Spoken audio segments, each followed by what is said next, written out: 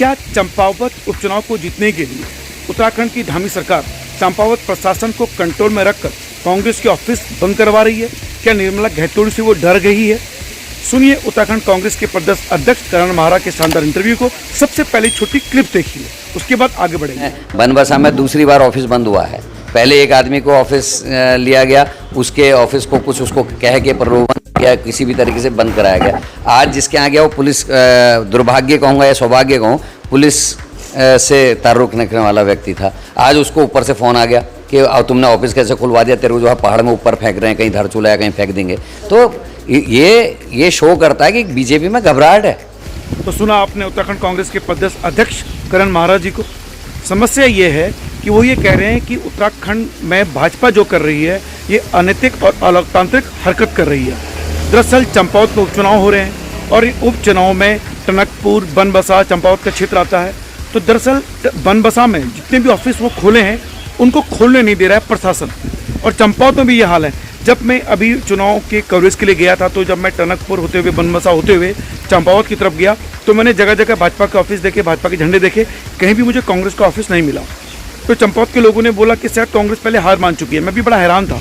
लेकिन जब मैंने प्रदेश अध्यक्ष करण महारा जी को सुना और उन्होंने ये कहा कि भाजपा प्रशासन के अपने काबू में रखकर उत्तराखंड कांग्रेस को डरा रही है, उनके जितने भी ऑफिस खोले जा रहे हैं उनको बंद करवा रही है, यानी अलोकतांत्रिक हरकतें कर रही है। मैं व्यक्तिगत रूप से बड़ा फैन हूँ पुष्कर सिंह धामी जी का, और मैं ये मानता हूँ कि उत्तराखंड कांग्रेस को अगर हराया है, यानी भाजपा ने बहुत तगड़ी वापसी की है, जिसकी उम्मीद बहुत कम की जा रही थी, वो पुष्कर सिंह धामी के नाम के कारण संभव हो पाया।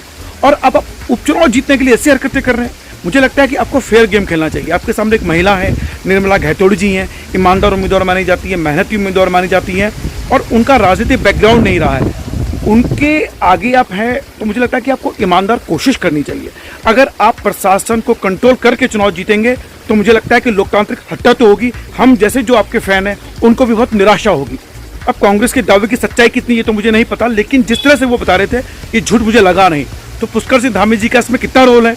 प्रशासन उनके हाथों से खेल रहा है या खुद ऐसी हरकतें कर रहा है उन्हें खुश करने के लिए, ताकि धामी जी आसानी से चुनाव जीत जाए? मुझे लगता है कि अगर धामी जी कोई हरकत ना करें, उसके बाद वो चुनाव जीत रहे हैं, तो धामी जी अगर प्रशासन कांग्रेस का ऑफिस नहीं खोलने दे रहा है तो उस पर मदद कीजिए कांग्रेस की, और नया ऑफिस खोलने दीजिए। फिलहाल जबरदस्त इंटरव्यू है करण महारा जी का, सुनिएगा। हर उन कठिन सवालों पर मैंने बात करने की कोशिश की है जिस पर आप आम जन के सवाल होते हैं। तो क्या निर्मला घैतोड़ी जीत पाएंगी? गुटबाजी पर मैंने बात की है, सुनिए प्रदेश अध्यक्ष करण महारा जी को। सर, ऐसी स्थिति में जबकि कांग्रेस की स्थिति ऐसी है कि उसकी नाव पलट चुकी है, कांग्रेस का अस्तित्व डूबने के कगार पर है, ऐसे में आपको अध्यक्ष पद मिला है, कैसा महसूस करते हैं? नहीं, आपको कैसे लगता है कि कांग्रेस का नाव डूब रही है? 11 से हम 19 पहुंचे हैं, जब पूरा प्रशासन हमारे खिलाफ था और बीजेपी ने सारे हथकंडे अपनाए, उसमें भी हम 19 सीटें ले गए, और 10 से ज़्यादा ऐसी सीटें हैं जो 2000 से कम से हारी हैं। तो डूबी नहीं है, ऐसी कोई वो नहीं है, कांग्रेस दोबारा मजबूती से है। सर, आपने कहा कि प्रशासन की कमियों से आप अपने कांग्रेस की गुटबाजी, उनकी अंदरूनी कलह को जिम्मेदार नहीं मान रहे हैं और प्रशासन पर ठीकरा फोड़ दिया है। मुझे लगता है कि यहाँ पे थोड़ा सा आप गलत कर रहे हैं। देखिए, आप तय करने वाले कोई नहीं होते, प्रेस और मीडिया, कि मैं गलत कह रहा हूँ या सही कह रहा हूँ। मेरे को पता है कि अंदरूनी गुटबाजी थी या नहीं थी। जिस तरीके से मीडिया के ऊपर मैं आरोप लगा रहा हूँ कुछ चीज़ों के, आप जवाब दीजिए। जब कुंभ में घोटाला पकड़ा गया कोविड जांच का, छोटी मछली पकड़ी गई, बड़ी मछलियों तक गए नहीं, जिनके संग उसके फोटोग्राफ्स थे, उस आदमी के पास पूरे पेपर्स नहीं थे, उसके बाद भी टेंडर दिया गया, उसके बाद मीडिया क्यों चुप हुई? नहीं सर, आपका सवाल तो नहीं, आपका लाजमी है। मुझसे एक सवाल पूछा तो मेरा, देखिए, ये म्यूचुअल चलता है आप मुझसे। मेरा कहना ये है, मेरा कहना है कि केवल आपसी, देखिए, किसी भी पार्टी में वहाँ भी गुट है, वहाँ निशंक जी का गुट अपना है, त्रिवेंद्र रावत जी का गुट अपना है, अजय भट्ट जी का गुट अपना है, अनिल बलूनी जी का अपना गुट है। तो ऐसा नहीं कि किसी पार्टी में गुट नहीं है, कांग्रेस में दिखाए जा गए। सर, आपकी गुटबाजी से सवाल आया क्योंकि निर्मला घैतोड़ी चुनाव लड़ रही है। क्या इस गुटबाजी से, कांग्रेस जो भाजपा गुटबाजी बता रहे हैं, इससे निर्मला घैतोड़ी को फायदा मिल सकता है? निश्चित ही। देखिए, एक विशेष एक टीम यहाँ दिखाई दे रही है, गणेश जोशी एंड और बाकी जो बड़े नेता हैं, निशंक जी, वो लोग कोई नहीं दिख रहे। शायद योगी आदित्यनाथ को लाने की जरूरत है। और अगर निर्मला घैतोड़ी जी को इन चीज़ का लाभ नहीं हो रहा था तो पवनदीप को क्यों लाया गया? क्यों योगी आदित्यनाथ की मीटिंग कराने की कोशिश हो रही? क्यों सारे विधायक और मंत्री यहाँ डेरा डाल के बैठे रहे? भाई कुछ ना कुछ तो। आज मैं बनबसा में दूसरी बार ऑफिस बंद हुआ है, पहले एक आदमी को ऑफिस लिया गया, उसके ऑफिस को कुछ उसको कह के प्रलोभन किया, किसी भी तरीके से बंद कराया गया। आज जिसके यहाँ गया वो पुलिस, दुर्भाग्य कहूँगा या सौभाग्य कहूँ, पुलिस से ताल्लुक रखने वाला व्यक्ति था। आज उसको ऊपर से फोन आ गया कि तुमने ऑफिस कैसे खुलवा दिया, तेरे को जो है पहाड़ में ऊपर फेंक रहे हैं, कहीं धरचूला कहीं फेंक देंगे। तो ये शो करता है कि बीजेपी में घबराहट है। अगर घबराहट नहीं होती तो आज तक तो हमने नहीं देखा। एक मिनट मेरे पहले पूरा ना, जब आप क्वेश्चन पूछते हो जवाब लीजिए पूरा। मैं आपके लिए बोल रहा हूँ, देखिए जो भी ये वीडियो को देख पा रहे हैं, खासकर चंपावत के लोग, मैं जब गया तो लोगों ने कहा कि देखो कांग्रेस के ऑफिस के ऑफिस ही नहीं है। उसका जवाब महाराज जी ने दिया है, बीजेपी अपने प्रशासन का गलत इस्तेमाल करके कांग्रेस को ऑफिस नहीं खोलने दे रही है, ये कह रहे हैं आप। ये मैं चाहता हूं मीडिया के माध्यम से कि भाजपा में जो आरोप लगे हैं, प्रशासन को उसका जवाब देना पड़ेगा। और चंपावत के लोग ये जो समझ रहे हैं कि कांग्रेस ऑफिस नहीं खोल रही है, ये गलत तथ्य आप लोगों का। करण महाराज जी स्पष्ट कह रहे हैं और इतना बड़ा दावा झूठ नहीं बोलेंगे, क्योंकि वास्तव में प्रशासन गलत कर रहा है। सही कह रहे हैं आप। इसलिए वो आज ऑफिस खुला, आज ही उसकी बंद करने की नौबत आ गई। फिर वो हमने खुद वहां से फिर अपने झंडे बैनर हटवाए। अभी मैं वहीं था, ऑफिस का उद्घाटन हुआ, हिमेश भाई भी थे, प्रीतम सिंह जी भी थे, और उद्घाटन होने के 2 मिनट बाद वो आदमी रोते हुए आया कि साहब मेरे को बहुत परेशान कर दिया। और इस बात को मैं कह दिया है, इस बात को मीडिया में, हालांकि नहीं कहना चाहिए था, क्योंकि उसको निश्चित ही सजा मिलेगी, दंडित उसको किया जाएगा। तो अगर बीजेपी जीत रही है और जैसा वो दावा कर रहे हैं हम आराम से जीत रहे हैं, हो भी सकता है क्योंकि मुख्यमंत्री लड़ रहा है, बाई इलेक्शन है, लेकिन अगर वो कैंडिडेट, मतलब लोकतंत्र की हत्या ही तो है। सर आप ईमानदारी से सवाल पूछ रहा हूँ। हाँ। वास्तव में ईमानदारी से बोल रहे हैं कि बीजेपी ऑफिस बंद, मतलब प्रशासन ऑफिस बंद करवा रहा है। मैं आपके सामने कैमरे में मंच पे बोल रहा हूँ, झूठ क्यों बोलूंगा? आप लोगों के पास कार्यकर्ता नहीं है तो अच्छा ऐसा नहीं है ना। शक्ति, कल मैं देख रहा था जिनके शक्तिमान है उन लोगों के पेपर्स चेक करे जा रहे हैं, सुना है कि अगर तुम्हारे घर पर झंडा नहीं लगाया तो अगली बार से तुम नदी से जो है माल नहीं उठा सकते, माल नहीं लाओगे लोगों का। तो इस तरीके की जब घटनाएं घट रही हैं तो इसका मतलब कहीं ना कहीं लोग दहशत में हैं, दबाव में हैं, डरे हुए हैं। और यहाँ तक कि जो सस्ते गल्ले के विक्रेता हैं, आप देख लीजिए ना, खटीमा में धरना दिया था विधायक जी ने, वहाँ जो जिन लोगों ने भुवन कापड़ी जी की मदद की थी उनकी सबकी दुकानें सीज कर दी गई हैं, ताले लग गए हैं सस्ते गल्ले की दुकानों में। आखिर क्या कारण है? टुक टुक वालों के ऊपर वो पड़ रहे हैं। परसों एक बाबा जी बेचारे वो कहीं यहाँ खटीमा या इधर टनकपुर आ गए प्रचार के लिए, कल रात उनके यहाँ छापा डाल दिया। क्या? क्योंकि अपना टुक टुक जो है वो चार्ज कर रहे हैं कि साहब आपने अपना टुक टुक कैसे चार्ज कर दिया, आपने कमर्शियल कनेक्शन क्यों नहीं लिया? मतलब छोटी छोटी चीज़ें, मतलब आदमी की अगर फोटो आ जा रही कि ये निर्मला गहतोड़ी के साथ घूम रहा है या करण मेहरा के संग घूम रहा, दूसरे दिन उसको कोई ना कोई पकड़ ले रहा किसी न किसी मामले में। तो इसका मतलब ये है कि आप घबराए हुए हैं। लोकतंत्र है, चीज़ें आती हैं बदलती हैं। कभी 72-70 साल तक कांग्रेस रही, फिर तुम भी 10-15 साल से हो, कल को फिर दूसरी पार्टी आएगी। अगर ये बदले लेने की कार्रवाई होंगी, लोगों को प्रताड़ित करने की कार्रवाई होगी, तो इसका आगे क्या नतीजा होने वाला है सब जानते हैं। देखिए ये बहुत गंभीर आरोप है शासन प्रशासन पे कि निर्मला गहतोड़ी जी के साथ। मुझे लगता है इससे मीडिया भी इस चीज को नहीं दिखा रहा है। जॉर्ज रवि के बिंदास बोल स्पष्ट रूप से इस बात को सामने लाना चाहता है कि भाजपा प्रशासन, मैं भाजपा प्रशासन ही कहूंगा जब इस तरह की बातें कर रहे हैं कि आप अपने विरोधी पक्ष के ऑफिस आप खोलने नहीं दे रहे हैं, तो ये आपकी क्रूरतम लोकतांत्रिक हत्या को दर्शाता है। सही कह रहा हूं सर मैं? बिल्कुल सही कह रहा हूं। अच्छा सर ये बताइए कि ऐसे मौके पर जब प्रशासन भी पीछे हो गया है, आपके गुटबाजी भी चल रही है, सब कुछ हो रहा है, ऐसे में निर्मला गहतोड़ी की जीत की कितनी उम्मीद कर रहे हैं? कोई गुटबाजी नहीं। आप मुझे पिछले 1.5 महीने से जब से मैं बना हूं, किसी भी बड़े नेता का कोई बयान एक दूसरे के खिलाफ बता दीजिए। मैं इतना सफल तो मान सकता हूं अपने आप को कि मेरे बनने के बाद कोई भी किसी का स्टेटमेंट किसी के विरुद्ध नहीं आ रहा है। क्या ये माना जाए कि करण महाराज जी के अध्यक्ष पद में कांग्रेस एक नए उफान पे आएगी, नई चमक में आएगी? देखिए शुरुआत है, और मैं धन्यवाद देना चाहता हूँ अपने सभी सीनियर्स को कि उन्होंने असल में लोकतंत्र है, अपनी भावना प्रकट करते थे, उसको गलत ढंग से प्रस्तुत किया गया। लेकिन मैंने उनसे रिक्वेस्ट की कि सर कुछ कहना ही नहीं है, आप मीडिया उसमें आपस में हम लोग टेबल पर बैठ के बात कर सकते हैं, और वो चीज़ चल रही है और अच्छा है। निर्मला दी के इलेक्शन में देखिए सब, आज प्रीतम सिंह जी आ गए हैं, आदेश चौहान जी यहीं हैं, सुमित हृदय जी आज 2 दिन से यहीं थे, आज वो जाएंगे। परसों को यशपाल आर्या जी खुद यहाँ रहेंगे, हरीश रावत जी आ रहे हैं, प्रदीप टमटा जी लगातार यहाँ बने हुए हैं। तो कोई गुटबाजी, जितने सीनियर लीडर्स हैं वो सभी आ रहे हैं।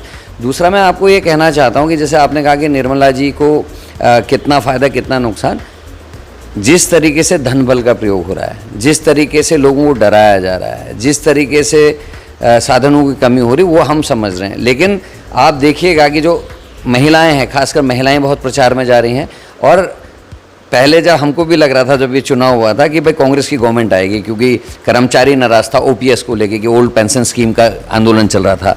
पुलिस के लोग नाराज थे क्योंकि उनके परिवार के लोग आंदोलन कर रहे थे कि साहब उनका भी एक मामला था तनख्वाहों से रिलेटेड।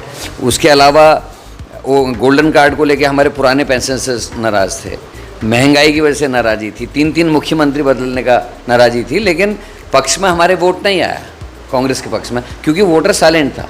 और मैं यहाँ भी देख रहा हूँ, चाहे बीजेपी की भी मीटिंग हो रही, 40-45 से ज़्यादा आदमी उनकी मीटिंगों में नहीं दिखाई दे रहे हैं, जो उनकी नुक्कड़ सभाएँ हो रही, वही हाल हमारा भी हो रहा है। तो 2 रीज़न है, एक तो गर्मी हो सकती है, दूसरा रीज़न है कि आदमी तय करके बैठा कि खटीमा वालों ने क्यों मारा है। भाई वो भी तो सोच रहे होंगे कि 10 साल ये आदमी विधायक रहा, मुख्यमंत्री रहते हुए खटीमा के लोगों ने नकार दिया, इसका मतलब कहना कि दिक्कत है।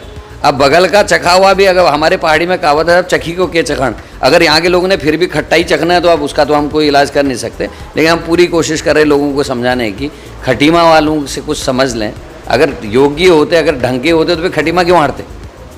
तो ये सोचना चाहिए, और जो बहन रात दिन आपके दुख में सुख में खड़ी है उसको साथ देना चाहिए। हमने देखे हैं, कई बाई इलेक्शन देख लिए, कई मुख्यमंत्रियों के चुनाव देख लिए, मुख्यमंत्री जीतने के बाद और उस कार्यकाल खत्म होने के बाद उस विधानसभा में जाते भी नहीं है। रामनगर का हाल देख लिए, नारायण दत्त तिवारी जी लड़े थे, और जो भी जो विधायक लोग लड़े, मुख्यमंत्री लड़े, वो वहाँ जाते नहीं हैं। ये खटीमा यहाँ के लोग जो हैं, टनकपुर, बनबसा और चंपावत के लोगों को सोचना होगा वो क्या कर रहे हैं। आपके कांग्रेस अध्यक्ष रहते हुए ये आपका पहला चुनाव है, लड़ रहे हैं आप, तो आपकी पूरी ताकत हमें लगा दी होगी कि जीत की उम्मीद में, जीत के उदास में सारे पत्ते ऐसा। इसलिए आपकी बात मुझे सही लगी जो आपने कहा, क्योंकि मैंने कुछ दिनों पहले हरीश रावत जी का इंटरव्यू लिया था और मैंने रणजीत सिंह रावत पे उन पर कठिन सवाल पूछा था, तो उन्होंने बड़ी सौम्यता से उसका जवाब दिया। तो मुझे लगता है कि आपकी बात का असर हो रहा है वरिष्ठ नेताओं पर। देखिए, मैं तो सबसे छोटा हूँ, मैं रिक्वेस्ट ही कर सकता हूँ, सबसे रिक्वेस्ट भी कर रहा हूँ कि मतलब जिस चीज़ से पार्टी का नुकसान हो हमको वो नहीं करना चाहिए। हम सबको पार्टी ने कुछ ना कुछ दिया है।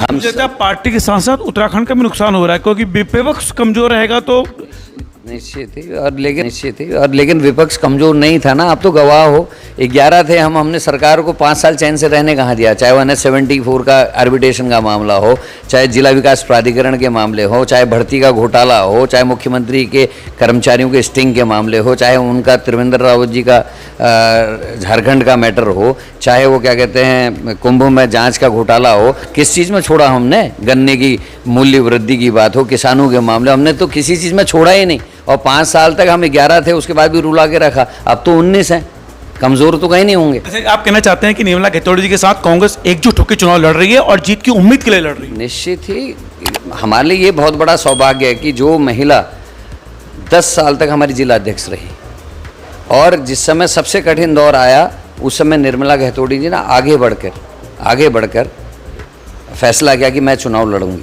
और मेहनत से लड़ूंगा। और मैं देख रहा हूँ, मतलब सुबह से लेकर रात तक लगातार लोगों के बीच में है, भीड़ नहीं दिख रही है, लेकिन उसके बाद भी उनका कॉन्फिडेंस डाउन नहीं हो रहा है।